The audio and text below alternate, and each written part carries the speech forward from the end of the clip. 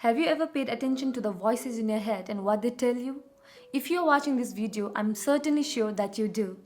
Can you relate with those voices which tells you that you're not good enough, you're not worth it, or you're not ready yet?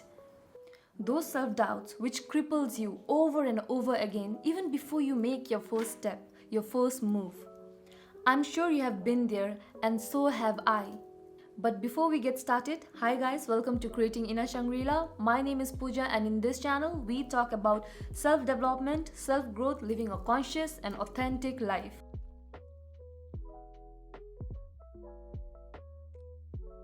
So in this episode, I'm going to talk about what is imposter syndrome and how can you identify whether you have the qualities of imposter syndrome or not. So if that's something you're interested in, please keep on watching. First and foremost, what is imposter syndrome? Imposter syndrome is a psychological phenomenon in which a person doubts their skills, their talents, or their accomplishments.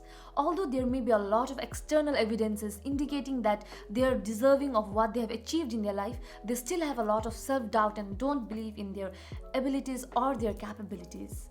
Well, can you relate with the definition of imposter syndrome? Because I definitely do. I've often found myself being an imposter and doubting myself and my skill set.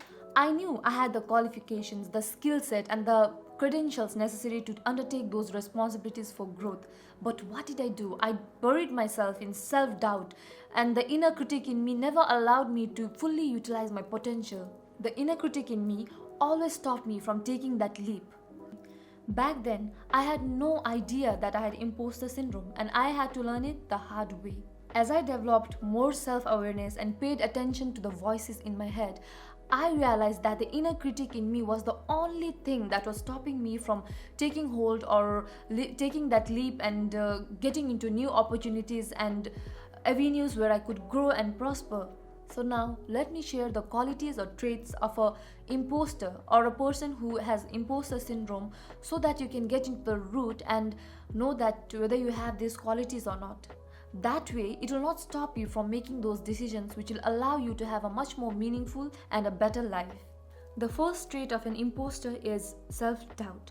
When you constantly doubt your skills and ability and wonder whether you can perform a certain task or not, it is a first indicator or sign that you have imposter syndrome. For instance, you're in a group doing a certain task and you have an idea that you want to share to the group. It is really going to help the group in getting better result, but you hesitate to do that. You don't want to share that idea because you're afraid. You doubt yourself and you are afraid of being rejected or made fun of. That is one perfect example where we can see that the person is suffering from imposter syndrome. The second trait of an imposter is trying to be a perfectionist and trying to overachieve in all circumstances and scenarios. When you are a perfectionist, you don't do anything or you don't put yourself out there until it's perfect or until it's not flawless. You worry about what the other person is going to think about you and you associate your work with your self-esteem. Example, you want to start a blog, you want to put yourself out there in social media, but you are crippled by your thoughts because if you can't be perfect in your first attempt, you don't want to do it. It cripples you down, your thoughts cripples you down, your perfectionism cripples you down even before taking the first step.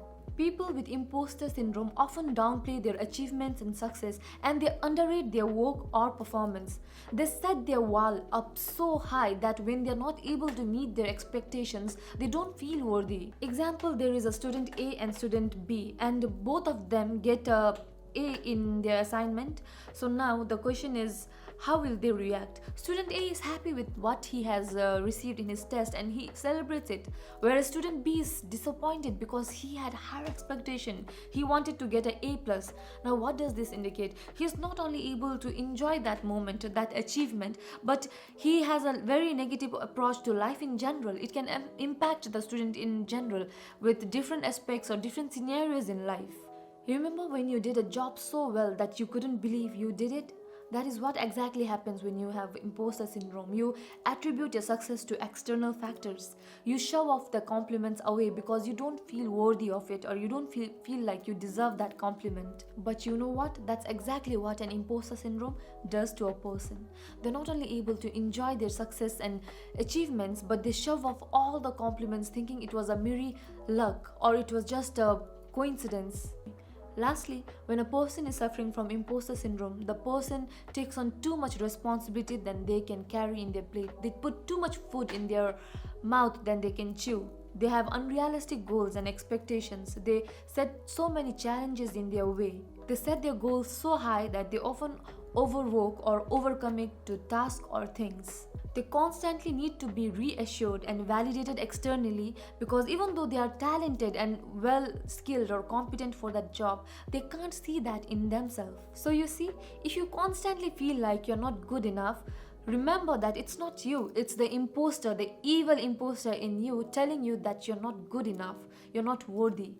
Remind yourself constantly that you are talented, you are skilled, and you have got what it takes to live the life of your dreams. Don't let the imposter in you take over your life and your dreams. Tell me one quality of that imposter syndrome that is stopping you from getting into your dreams in the comment section below. And if this video was useful, please share it with the people you love and who needs to hear this now. And please like and subscribe for more self-development videos. And until next time, much love and please keep on creating your inner Shangri-La.